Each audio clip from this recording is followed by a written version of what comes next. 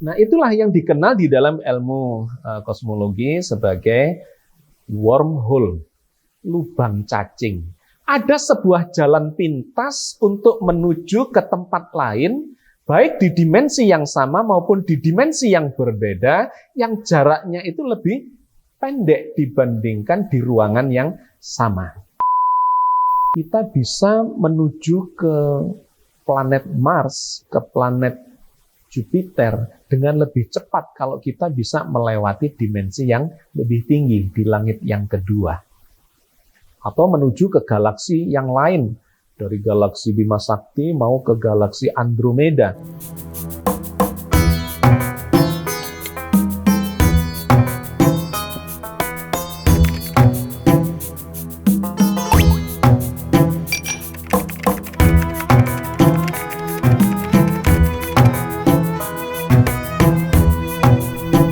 Assalamualaikum warahmatullahi wabarakatuh. Alhamdulillah, wassalatu wassalamu ala rasulillah, la haula wa la quwata illa billah.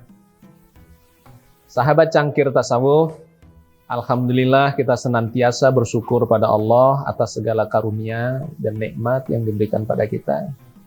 Terutama adalah kesempatan usia yang diberikan kepada kita untuk terus berusaha mendekatkan diri kepada Allah.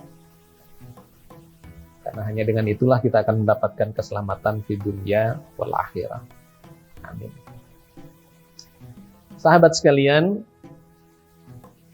saya ingin melanjutkan lagi memberitahukan dan mengkaji kepada kita semua satu fenomena tambahan terkait dengan ruang dan waktu jagat raya yang sekarang sedang menjadi fokus kajian kita. Di episode yang lalu kita sudah membahas bahwa jagat raya ini ruang dan waktunya adalah melengkung. Sehingga di episode yang lalu kita sudah mendapat gambaran kita bisa melihat masa depan dari satu tempat dikarenakan ruang dan waktu yang melengkung itu. Kajian ini sebetulnya di dalam dunia ilmu pengetahuan, sains modern adalah kajian yang sangat mutakhir, yang terus menjadi kajian-kajian dan diskusi-diskusi yang menarik, serta membutuhkan pembuktian-pembuktian yang empirik yang bisa diterima oleh semua pihak. Tetapi sisi menarik lainnya dari dalam Al-Quran, Allah memberikan indikasi-indikasi, ya, clue, tanda-tanda bahwa memang jagat raya ini memiliki dimensi-dimensi yang lebih tinggi, di mana dimensi yang lebih rendah itu melengkung dan berputar ke dimensi-dimensi yang lebih tinggi. Banyak ayatnya. Di antaranya, saya dalam kesempatan ini ingin mengutip sebagiannya untuk menyambungkan dengan pembicaraan yang lalu. Yang pertama adalah yang difirmankan oleh Allah di dalam surat Ar-Ra'd ayat 2. A'udzubillahi minasyaitonirrajim. Bismillahirrahmanirrahim. Allahul ladzi rafa'as samawati bighairi amadin tarawnaha. Allah lah yang meninggikan batas-batas langit dengan tiang yang tidak kamu lihat. Sahabat sekalian, ayat ini mengatakan bahwa Allah meninggikan langit, rafa'as samawat, meninggikan langit-langit, batas-batas langit yang jumlahnya banyak. Bi ghairi amadin tarawnaha, dengan satu kekuatan atau tiang yang tidak terlihat oleh mata. Saya ingin menggarisbawahi bahwa ayat ini menceritakan jagat raya yang berlapis-lapis itu sedang ditinggikan oleh Allah. Sehingga ayat ini menggunakan istilah jamak untuk langit, yaitu samawat. Yang kedua, Allah berfirman di dalam surat Adz-Dzariyat ayat 47, di mana ini memberikan gambaran yang melengkapi ayat yang pertama tadi itu. Was-samaa'a banainaha bi'aidin wa inna lamusi'un. Dan langit itu kami bangun dengan kekuatan, dan sesungguhnya kami benar-benar meluaskannya. Nah, di ayat ini Allah melengkapi bahwa rafa'as samawat, ya, meninggikan langit ke satu arah itu, kemudian dikombinasikan dengan ayat ini bahwa Allah wa inna lamusiun, dan sesungguhnya Allah benar-benar meluaskan. Jadi menarik ketika kita kaitkan dengan dimensi. Rafa'a itu adalah satu arah yang meninggi, sedangkan meluaskan itu dua arah. Kalau kaitannya dengan ini, katakanlah mendatar. Sehingga perkembangan itu menjadi meruang. Dan menariknya, rafa'as samawat itu menggunakan kata jamak, artinya seluruh langit itu sedang bergerak meninggi ke segala arah. Sedangkan di ayat ini Allah menggunakan kata tunggal. Kemudian ayat yang ketiga yang melengkapi tentang hal ini, melengkungnya ruang dan waktu itu ditunjukkan di ayat yang lain lagi, yaitu dalam surat Al-Anbiya ayat 33. Wa huwallazi khalaqal laila wan nahar wasyamsa wal qamar kullun fi falakin yasbahun. Dan dialah yang telah menciptakan malam dan siang, matahari dan bulan, masing-masing beredar di dalam lintasannya. Sahabat sekalian, ayat ini kemudian menceritakan bahwa benda-benda langit itu lantas bergerak pada lintasan-lintasan tertentu yang lintasannya itu bergerak melengkung. Nah, sahabat sekalian, jadi tiga ayat ini kalau dikombinasikan pemahamannya, maka kita akan mendapatkan kepahaman bahwa jagat raya ini, ya, sudah kita bahas di kajian sebelumnya. Jagat raya ini dulu ada di satu titik, ya, langit dan bumi berpadu, kemudian diledakkan atau dikembangkan atau dipisahkan oleh Allah dengan kekuatan, kemudian meninggi rafa'as samawat, langit-langitnya itu meninggi, tapi sekaligus diluaskan dan kemudian memunculkan gerak yang berputar. Kenapa bisa begitu? Ini dikarenakan meninggi ke dimensi-dimensi yang berbeda, yang lebih tinggi. Coba bayangkan kalau kemudian saya membuat garis, ya, membuat garis mendatar, itu berarti satu dimensi. Kalau ini kemudian dikombinasikan dengan gerak yang meninggi ke arah yang berbeda, ya, dimensi yang kedua, maka gerak meninggi ke arah satu dimensi ini akan kepuntir ke arah dua dimensi. Dan ketika kepuntir ke arah dua dimensi, kemudian juga bergerak ke dimensi yang lebih tinggi, dia akan kepuntir lagi tegak lurus ke arah sana. Jadi dengan sederhana digambarkan bahwa ketika Allah meninggikan langit itu ke arah dimensi yang semakin tinggi yang sab'as samawat itu, maka tidak bisa tidak memang gerakan jagat raya ini akan berpuntir, ya, mengarah ke dimensi yang lebih tinggi. Ini sebagiannya sudah kita bahas di kajian yang lalu. Saya hanya ingin menegaskan bahwa jagat raya ini sedang mengembang, dan mengembangnya itu melengkung ke dimensi yang lebih tinggi, dan kemudian dimensi yang rendah itu akan berputar ke dimensi yang lebih tinggi. Dimensi yang lebih tinggi itu akan berputar ke dimensi yang lebih tinggi lagi. Berputar ke dimensi yang lebih tinggi lagi. Atau dengan kata lain, langit pertama berputar ke langit 2, langit kedua berputar ke langit 3, 4, 5, 6, dan 7, dan seluruhnya itu berputar-putar di arsy Allah.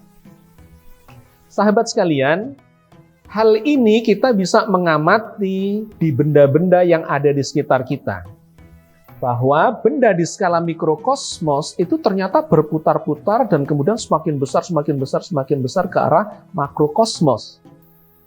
Di skala mikrokosmos kita tahu ada yang namanya partikel-partikel subatomik. Partikel elektron misalnya itu berputar-putar mengelilingi inti atom. Kenapa? Ya karena ada medan elektromagnetik, ya, interaksi gaya-gaya elektromagnetik yang menyebabkan gerakan elektron itu dipadu dengan tarikan dari inti itu akan menyebabkan gerak berputar. Dan ini kalau kita naikkan skalanya lebih besar, ya, maka pada diri manusia. Kita ini mengandung atom, mengandung molekul dan sebagainya membentuk tubuh kita. Ternyata tubuh kita ini juga berputar. Berputar kemana? Berputar mengikuti poros perputaran bumi.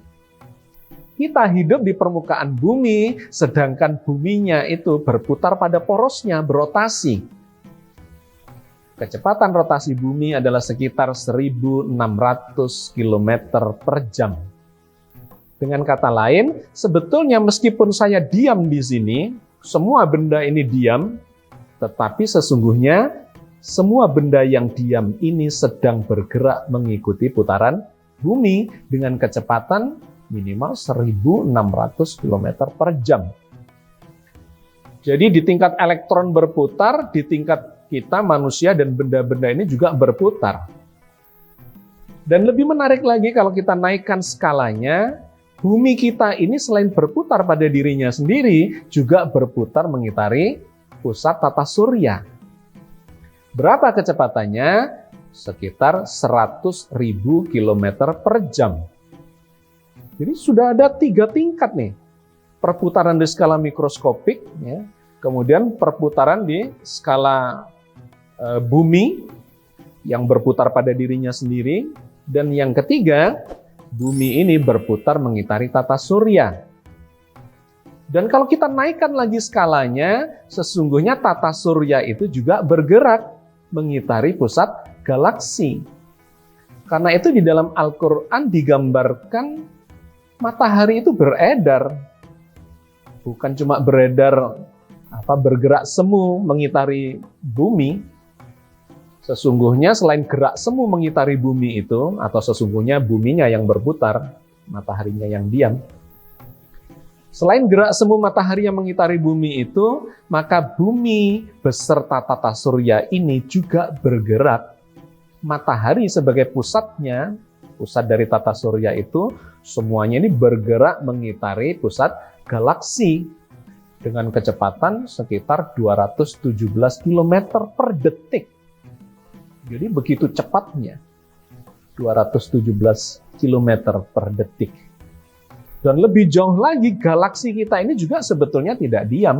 Selain berputar pada dirinya sendiri, galaksi ini juga sedang melesat jauh, ya, disebabkan oleh hentakan atau lontaran ledakan jagat raya di waktu penciptaan dulu. Di mana setiap galaksi itu bergerak menjauh dengan kecepatan 70 km per detik per megaparsek. Jadi artinya ada percepatan yang semakin tinggi di setiap 3,26 juta tahun cahaya. Itu ada pertambahan kecepatan 70 km per detik. Jadi kesimpulannya sebetulnya jagat raya ini sedang mengembang dan mengembangnya itu bergerak melingkar semua. Dan kalau diteruskan itu, ya, pergerakan galaksi tadi, dia akan bergerak terus. Ini bukan gerak lurus. Tidak ada gerak lurus di jagat raya ini. Semuanya adalah gerak melengkung. Dan semua ahli astronomi bersepakat bahwa ruangan jagat raya ini pun melengkung. Sehingga kalau kita punya waktu dan kemudian berkesempatan untuk naik pesawat ruang angkasa, kayaknya lurus begini. Satu ketika itu akan kembali lagi ke tempat ini.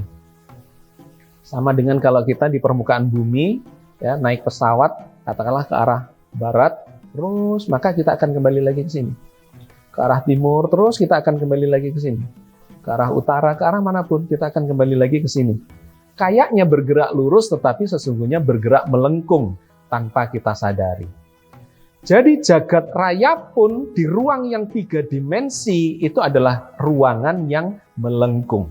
Sahabat sekalian, maka konsekuensi dari ruangan yang melengkung ini adalah, salah satunya sudah kita simpulkan di kesempatan yang lalu, kita bisa melihat masa depan dari sebuah tempat.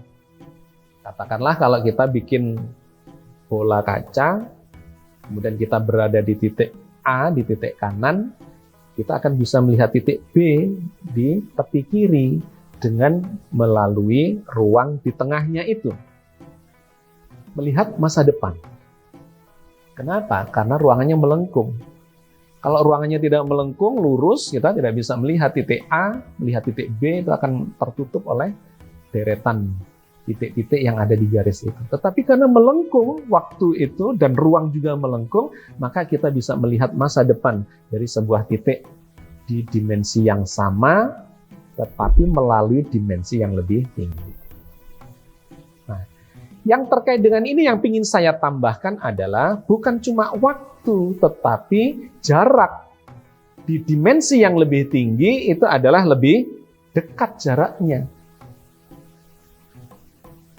Kalau ruang itu mendatar, lurus, katakanlah satu dimensi, kemudian Anda mengukurnya titik A dengan titik B 1 meter, kemudian garis ini Anda lengkungkan menjadi sebuah lingkaran, maka kalau Anda membuat titik A dengan titik B, jarak yang ada di tengahnya ini pasti lebih pendek dibandingkan jarak yang melengkung itu. Jadi kalau Anda ukur misalnya titik A dengan titik B itu 0,5 meter, maka jarak di tengahnya ini akan menjadi lebih pendek. Akan menjadi lebih pendek. Nah, ini yang kemudian digambarkan oleh ilmu kosmologi sebagai jalur yang disebut sebagai wormhole atau lubang cacing. Bagaimana ide dasarnya? Gambarkanlah ada sebuah apel, di mana apel itu di atasnya ada ulat yang bergerak di permukaannya. Nah, kalau si ulat ini berjalan di permukaannya, maka dia katakanlah butuh waktu untuk menempuh jarak 10 cm misalnya. Maka kalau dia ingin cepat, caranya bagaimana? Dia membuat terowongan. Ya, dimakanlah apel itu oleh si ulat, bikin terowongan, maka jaraknya akan lebih pendek untuk sampai ke tepi sebelah kiri. Ini menunjukkan bahwa jarak yang ditempuh melalui dimensi lebih tinggi itu adalah lebih dekat dibandingkan di dimensi yang sama. Permukaan apel adalah dimensi 2, ruang atau bagian dalam apel itu adalah ruang berdimensi 3. Nah, sahabat sekalian, ringkas kata, di setiap dimensi yang lebih tinggi itu jaraknya ternyata lebih dekat dibandingkan dimensi yang lebih rendah. Jarak Indonesia Amerika atau jarak Surabaya dengan Makkah di dimensi 3 ruang dunia ini akan bisa ditempuh dengan lebih cepat kalau kita bisa masuk ke langit kedua di dimensi yang keempat. Kenapa? Karena ruangnya melengkung. Nah, itulah yang dikenal di dalam ilmu kosmologi sebagai wormhole, lubang cacing. Ada sebuah jalan pintas untuk menuju ke tempat lain, baik di dimensi yang sama maupun di dimensi yang berbeda, yang jaraknya itu lebih pendek dibandingkan di ruangan yang sama. Kata gampangnya, atau cerita gampangnya adalah kita bisa menuju ke planet Mars, ke planet Jupiter dengan lebih cepat kalau kita bisa melewati dimensi yang lebih tinggi di langit yang kedua. Atau menuju ke galaksi yang lain, dari galaksi Bima Sakti mau ke galaksi Andromeda. Itu lebih cepat kalau ditempuh melalui wormhole itu, melalui jalan pintas, yaitu melewati dimensi yang lebih tinggi. Langit kedua memiliki jarak yang lebih dekat dibandingkan langit pertama. Dan langit ketiga, itu jaraknya lebih dekat lagi dibandingkan dengan langit kedua. Apalagi dibandingkan dengan langit yang pertama. Kenapa? Karena langit keduanya itu melengkung ke langit ketiga. Itu ibaratnya tadi itu, sebuah lingkaran garis dilengkungkan begini, maka jarak di dimensi yang lebih tinggi akan lebih dekat. Langit ketiga memiliki jarak yang lebih pendek dibandingkan langit kedua. Langit keempat lebih pendek lagi. Langit kelima semakin pendek, langit keenam sangat pendek, dan langit ketujuh jauh lebih pendek, bahkan boleh jadi tidak berjarak dengan kita. Itulah sebabnya kenapa ada ayat yang mengatakan bahwa Allah itu sesungguhnya lebih dekat daripada urat leher kita yang tidak berjarak itu. Wa nahnu aqrabu ilaihi min hablil warid. Kenapa? Karena langit pertama itu melengkung ke langit kedua melengkung ke langit ketiga, 4, 5, 6, 7, dan seluruhnya itu melengkung ke arah Allah. Atau dengan kata lain, langit pertama diliputi oleh langit kedua, diliputi oleh langit ketiga, diliputi oleh langit keempat, 5, 6, 7, dan semuanya itu diliputi oleh Allah. Dimensi semakin tinggi, semakin tidak berjarak. Maka menjadi sangat wajar ketika kemudian Allah mengatakan sesungguhnya di dimensi yang paling tinggi itulah semuanya tidak berjarak lagi, apalagi Allah yang meliputi seluruh dimensi itu. Maka di episode-episode yang lalu saya pernah mengatakan bahwa sesungguhnya semuanya itu ada di sini. Sangat dekat dengan kita. Semakin tinggi dimensinya, maka semakin dekat jaraknya. Sidratul Muntaha itu ada di sini, surga itu ada di sini, akhirat itu ada di sini, Lauh Mahfudz ada di sini, dan Allah itu ada di sini. Tetapi di dimensi yang berbeda. Sahabat sekalian, maka kalau kita kaitkan dengan perjalanan dimensi menuju surga, Allah memiliki pintu-pintu langit yang dibukakan kepada siapa saja yang dikehendakinya, dan itu menjadi jalan pintas dia untuk menuju ke tempat itu, menuju ke akhirat, menuju ke Sidratil Muntaha. Yang di dekat Sidratil Muntaha itu ada surga yang sedemikian indahnya. Jadi sahabat sekalian, inilah fenomena yang muncul di dalam jagat raya ini dikarenakan ruang dan waktu itu melengkung. Dikarenakan ruang dan waktu itu melengkung, maka ada jalan pintas untuk menuju ke tempat dimanapun melalui pintu-pintu langit yang hanya diizinkan oleh Allah kepada siapa yang dikehendaki. Atau kalau dalam dunia science fiction disebut sebagai portal, pintu-pintu untuk masuk ke dimensi-dimensi yang berbeda, maupun ke tempat-tempat yang berbeda dengan jarak yang lebih pendek, yang di dalamnya itu kita akan mengalami relativitas waktu. Sehingga kita bisa dengan cepat untuk bisa mencapai satu tempat tertentu dengan jarak yang lebih pendek, dan kemudian orang-orang yang melalui itu mengalami perlambatan waktu sehingga waktu bagi dia terasa berjalan lebih lama dibandingkan dengan orang-orang yang tinggal di luar dimensi atau di luar perjalanan itu. Oke, sahabat sekalian, saya kira saya cukupkan sampai di sini kajian ini untuk memberikan gambaran betapa kalau seandainya umat Islam ini terus melakukan kajian-kajian mengeksplorasi hikmah-hikmah dari dalam Al-Quran, maka kita akan mendapatkan inspirasi untuk mengembangkan peradaban ini ke masa depan. Bahwa Islam sesungguhnya adalah agama yang mendampingi peradaban ke masa depan, bukan ke masa lalu. Dan itulah yang pernah dicapai oleh ilmuwan-ilmuwan Islam pada zamannya, yang kemudian sekarang ini mengalami kemunduran luar biasa. Mudah-mudahan ini memberikan motivasi kepada kita semua. Kita beragama seiring dengan berkembangnya peradaban ke masa depan, yang semua itu justru membuktikan kebesaran Allah Azza wa Jalla. Assalamualaikum warahmatullahi wabarakatuh. Assalamualaikum warahmatullahi wabarakatuh. Sahabat Cangkir Tasawuf Modern, saat ini Anda sudah bisa mengakses kembali website www.patmapress.com.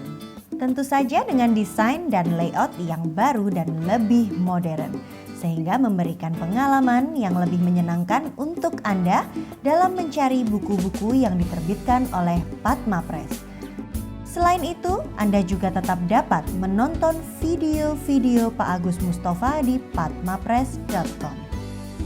Mau tahu apa saja buku karya Pak Agus Mustafa yang sudah menjadi materi di video-videonya? Mampir yuk ke www.fatmapress.com.